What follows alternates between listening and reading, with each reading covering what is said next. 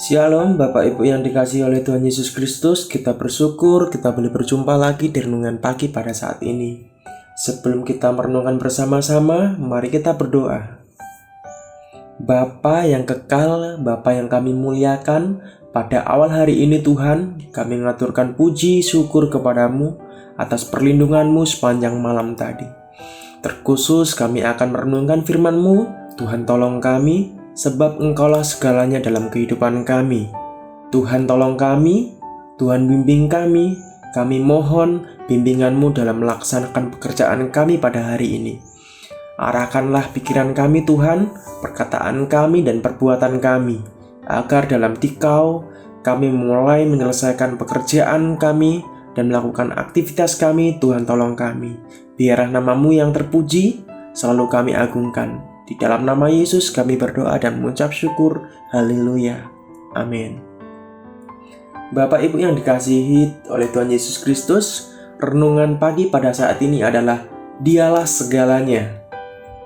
Di dalam kitab Mazmur 73 ayat 25-26 demikian. Siapa gerangan ada padaku di surga selain Engkau? Selain Engkau tidak ada yang kuingini di bumi. Ayat yang ke-26, sekalipun dagingku dan hatiku habis lenyap, gunung batuku dan bagiku tetaplah Allah selamanya. Dan di dalam Mazmur 73 ayat 1, sesungguhnya Allah itu baik bagi mereka yang tulus hatinya, bagi mereka yang bersih hatinya. Keadaan maupun goncangan yang terjadi di sekeliling kita seringkali membuat kita tidak bisa melihat kebaikan Tuhan. Padahal Tuhan mau supaya kita tetap menjadi orang yang setia, memuji Dia dalam segala waktu. Susah maupun senang, biarlah kerinduan kita yang utama adalah untuk menyembah Dia. Pemazmur sanggup mengatasi pergumulan yang ada, sehingga akhirnya dia mengakui bahwa hanya Tuhanlah yang menjadi bagian hidup untuk selama-lamanya. Tuhanlah yang menjadi bagian hidupnya untuk selama-lamanya. Tetapi ada beberapa proses yang dialami oleh pemazmur. Poin pertama, di dalam Mazmur 73 ayat 2-14. Orang-orang di luar Tuhan kelihatannya sangat mujur dan bahagia.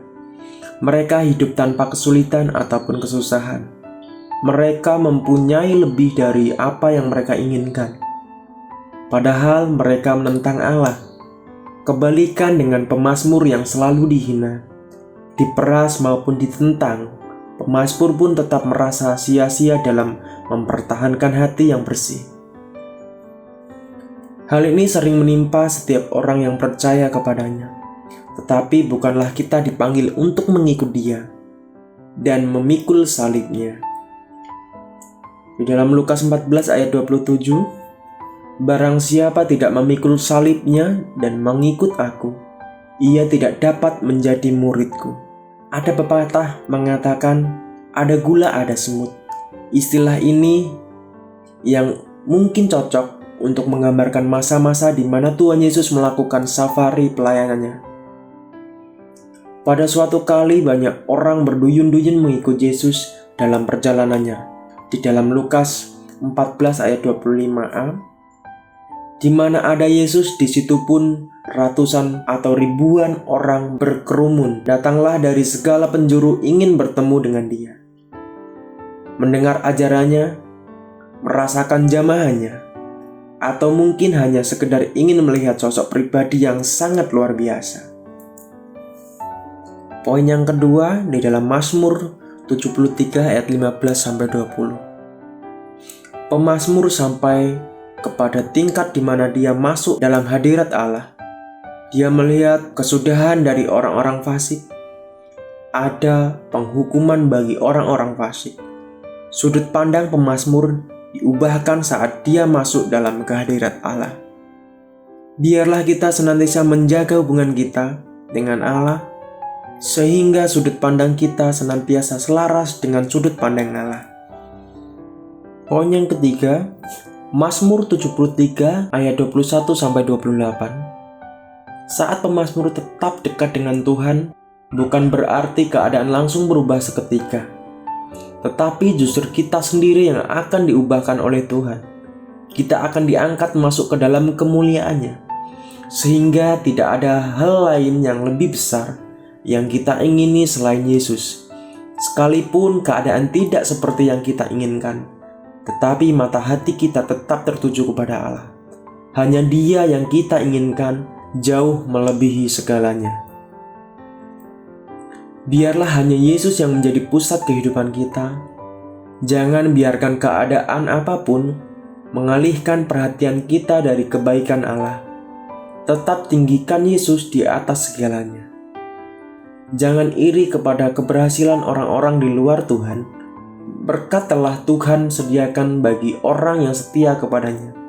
Bina keintiman dengan Tuhan setiap waktu. Utamakan Yesus dalam segala hal, dalam apapun kegiatan ataupun pekerjaan yang kita lakukan. Amin. Mari kita berdoa. Tuhan, Engkau Allah yang baik dalam kehidupan kami. Kami bersyukur atas renungan kami pada pagi hari ini. Engkaulah segalanya bagi kami. Engkau penolong kami, pelindung kami. Ketika kami berseru, Engkau akan mendengarkan Tuhan dan menjawabnya Tuhan dalam setiap pergumulan kami masing-masing. Terpujilah nama-Mu, Engkaulah Allah yang setia dalam kehidupan kami. Haleluya, haleluya, amin.